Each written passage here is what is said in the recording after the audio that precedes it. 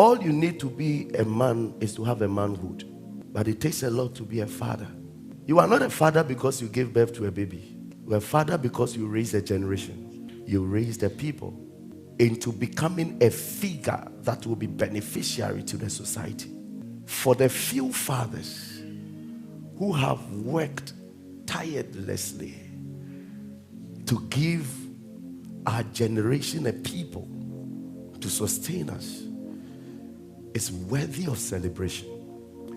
And the Bible says that a father should be without honor. According to Malachi chapter 1 verse 6, God is saying that if I am your father, where is my honor? So the world is not making a mistake honoring fathers, because the key to fatherhood, fathers connecting to children, that key is honor.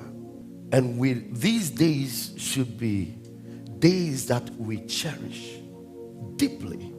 The main reason why, according to Prophet Malachi, the main reason why God sent John the Baptist was to preach until the hearts of fathers are connected back to the heart of children. He said, if this does not happen, I will strike the earth with a curse.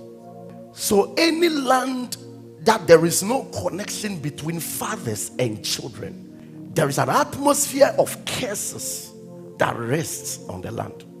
That's why we have to be careful. If Ghana has been, statistic-wise, if Ghana has been chosen as a country that has the highest of children-father disconnection, no wonder people seem to be working, doing well. Everything shows that people should do well, but the blessing is not there. People have gone to school, but the blessing to establish them. People are hardworking, but the blessing to establish them. There's a dimension of hard work and there's a dimension of a blessing that must be the engine of that hard work to bring results. And we are not having it.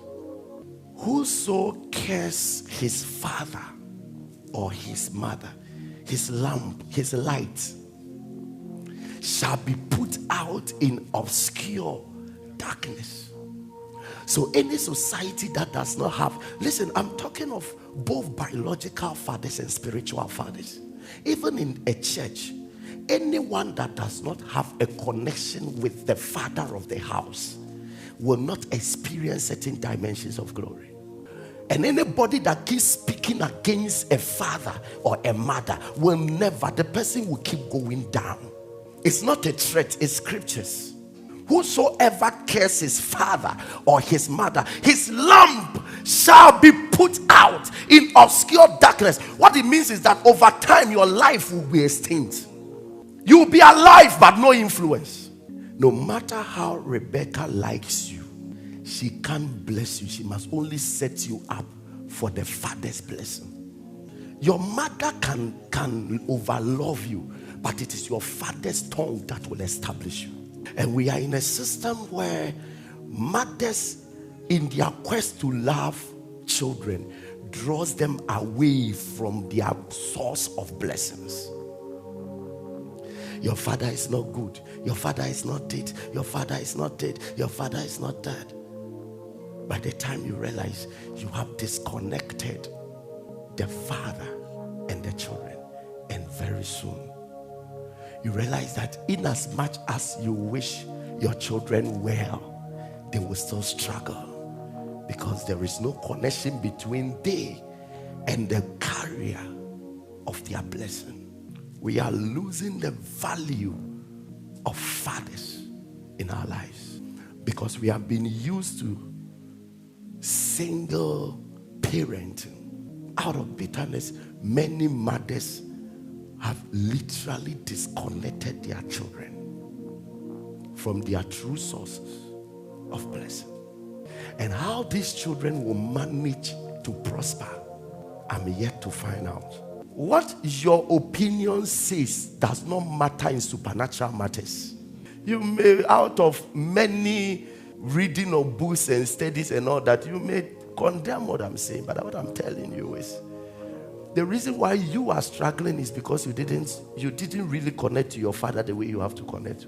Every couple have issues, but for the sake of the father-children connection, make sure that you cover your issues from your children so they don't know. The most dangerous thing is for children to take side. And if they choose mother over father, they will get all the pampering in life, but pampering does not establish destiny. And every single time, if you leave children, they will definitely choose mommy. But unfortunately, mommy does not have the key. So a drunk daddy can bless. So even if your father is a drunkard, it does not take his authority to bless from him. How can we raise responsible fathers out of these youths coming up that all they think about is sex, pleasure, enjoyment, unnecessary engagements? How can we build a society with responsible fathers? Do our youth understand who a father is? Do our young men, even you young man seated here now, I know you've got a wife, I know you've got a child, but do you understand who a father is?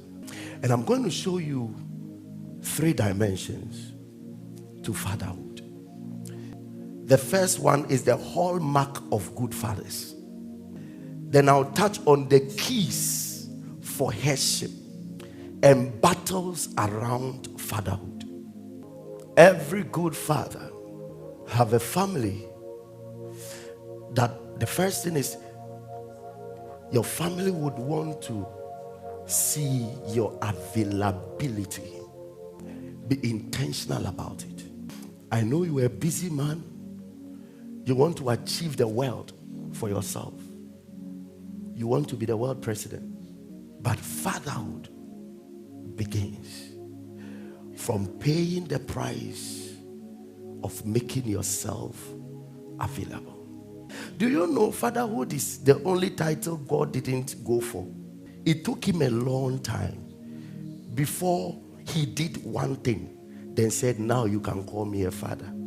He commanded us to see him as God until he loved us enough to come and visit. And when he came to visit, he saw our pains and then took our pains from us. And from that time, he declared that you are my children and I am your father. At first, I couldn't call myself a father because I've not done this for you. Stop calling yourself father around. Have you been available? Do the people you call children know you? Do you understand their heartbeat? Do you know their language code? No matter who you want to meet and no matter what you are pursuing in life, there must be a point that you have to put a full stop and go back to the family you are raising. Never be an irresponsible father who does not know what is happening. You can't be traveled out of your family for so long a time and you are fine. 20 years away from your children, you are fine. What kind of father is that? Do you know how there are fathers who didn't know how their children went to JSS and went to senior high and went to university, yet they were paying fees? That is why you know that there are times in life that your presence is higher than your money. When the child is sick, who takes him to hospital? The child begins to go warm, and then you turn and tell the mother, take the child to hospital. No matter how busy I am, there has not come a time Daniel has to go to hospital that I will leave his mother and say, take him. And most at times, he will not even want to stay with his mother. He would want to be with me. And no matter who you are, if you call me, I won't pick. I just finished praying for you the whole night. It's time to take care of my boy. It's time to take care of my boy. Yes. I hardly sleep at night praying for people. In the daytime, the good news is that the time I'm praying for you, he's asleep. So when he's awake, I must forget you and take care of him. Before God judges me on you, he will judge me on him. There are days that literally I sleep just 2 hours. Because by the time I get home by 5 a.m., by 6:30 a.m., he wants daddy to bath him. No matter what his mother does, daddy must bath him and dress him up. So I'll sleep just 1.5 hours. Then he'll bring me up again. I have to do it. I don't turn back and say, I'm working for you. You've got to be available for that family you are raising. So that over time, your children will not be different from you. You will not be a good father producing evil children. Then you turn back and ask your wife, who is responsible for this child? I know this is not my character. I know I can't give birth to such a child. By the time you should have a child is like buying a new Samsung phone. When you buy a new Samsung phone, there's literally nothing on it, but it has the capacity to have everything. So if you have understanding, you can put dictionary, put Facebook, put WhatsApp, put everything on it, so that over time, the phone produces back to you what you put into it. When a child comes out so innocently, he has the capacity to do everything, but somebody must trigger it. So if you are not available to trigger it, somebody else will. Good fathers, the hallmark of good fathers is availability. Your children shouldn't call you for too long to see you. They asked Billy Graham, what day is your saddest day? He said, my saddest day was the day that I left for a crusade. And Billy Graham's crusade, sometimes he can leave, and for 6 months, he has not returned home. And that time, his child has been born, and the child was now learning to crawl. So the wife said, okay, he can go and come. But after he and his team left, the wife decided that I'll also take the child so that we can be with our father. So when he got to the office that is hosting Billy Graham, she decided not to go, just to surprise the father. And then asked the protocol to pick the child and leave the child at the door for the child to crawl to the father. Then he left the child at the door, and the child was crawling to Billy Graham. And that loving heart of Billy Graham left his seat and went to pick the child and started blessing the child and asked, whose child is this? That was when his wife came out and broke into tears and said, that's your baby. So over time, Billy Graham didn't even know his own child. For some of us, we know our children, but our children don't know us because there is no availability. I know you are a busy man, but your busyness will be useless without raising a generation before you leave. Your name will extinct if you don't leave a human being behind that will extend that name. Your family must see emotions, not just availability. You see, men are naturally made to be strong. And sometimes we want to show that strength at work, at church, at everything we do. Even in the marriage, we want to show that strength. And then when we give birth to innocent children, the next thing is that we want to show that strength to a child who can't even talk, to a child who does not know his left from his right. So much so that you want your child to fear you, to a point that it takes a miracle for your child to see you laughing. The day you laugh, your child will go and ask mommy, today daddy is laughing. And some of you have the capacity to show emotions, but you are not. That child is too innocent for that. Even God is showing emotions. I love you. Even God is trying to tell us he loves us. And we've accepted it. God telling you I love you. You telling yourself that I'm a man. I can't be telling my children I love you. I love you. You may be a big man at office, commanding people everywhere. But when you come home, let your children see a loving figure. Someone they can joke with. Someone they can be happy around. Someone they can flow with, share jokes with. Am I here with the church at all? Someone they can jump and come and hug and literally worry you. And they know they are worrying you for free. We take a grabbing way and could.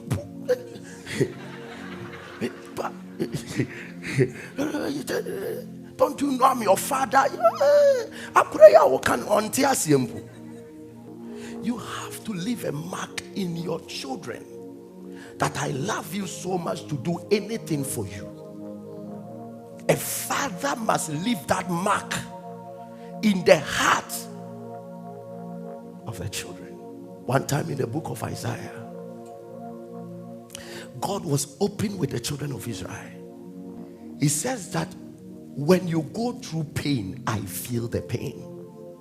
For God so loved the world. Open. You've got to be open emotionally to your children. Do you know there are some men who feel they are taking care of the children for their wives? That's your son, that's your child, that's your dad. That is an immature, irresponsible talk. That your mouth, it should be too heavy for your mouth to say it. I'm paying your children's school fees. Whose children? She only had a womb, a container. You put that seed inside. What kind of irresponsible generation is this? When yana me share mama, children in adult bodies. I don't understand. Helicopter what? Your children. Hey, whose name does the child bear? My child is more of my child than my wife's child. If anything happens to your children, you must blame yourself more than your wife. And we have a generation coming up. Say that's your children. That's your children. Warn that your children. Warn that your children. And today there are men who feel that they are doing their wives. And there are men who have gotten to a point that their wives have to pray to God for them to pay the school fees of their children. You deserve to be castrated. I'm telling you. If your wife has to pray for you to take care of your children, you are ashamed to manhood. That family have to see sacrifice through your daily provisions. Sacrifice. You don't just provide out of your comfort, you provide out of sacrifice. The family must know, the family must see that you are not just giving them excesses. Is somebody here with me at all? The family must be aware that you are not just giving them excesses, but you are making a strong sacrifice for them. So much so that the time that you have to sleep, you are working not because of you, but because you must establish something for these children and the family you are raising. It must be evident to the children that you toiled for them. Many of us are toiling for what to drink. Many of us are toiling for what to smoke. Many of us are toiling for the holidays to go to. You know very well that the percentage of your income that goes to your children is less than 2%. You know very well that most of the monies that comes to you does not go to the family. You know. Bow your head in shame. Never let your children come to believe that their mother is the one fighting for them. But the Ghanaian system is now becoming very normal.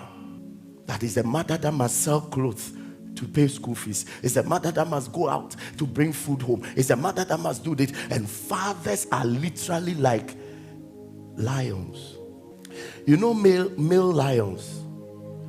The male lion believes so much in his strength that he is lying down. And all he does is to lie down for the female lions to go and bring a catch. And he will first eat before the women eat. And the painful thing is that when the women bring the catch, he won't even let children eat. He goes to eat before the mothers will allow children to come and join them and eat. Listen to me, we can't blame that lion because He's an animal. But you,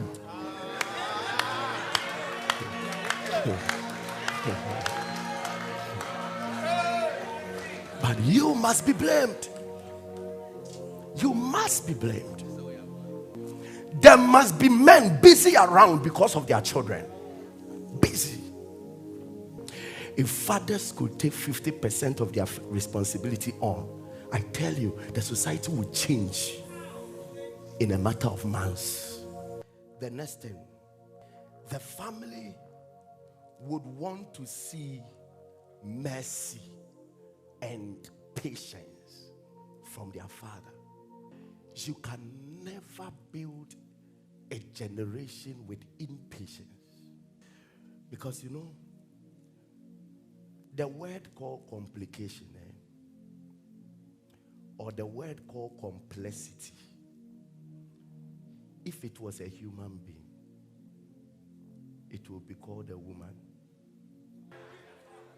The word called complexity, that word, if it was a human being, it would be called a woman. They won't accept it until they ask a question. Even if they understand, they will still find a question to ask.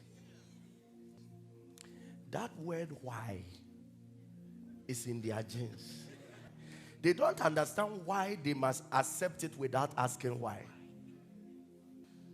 It takes patience to deal with the woman and the children that will come out of her.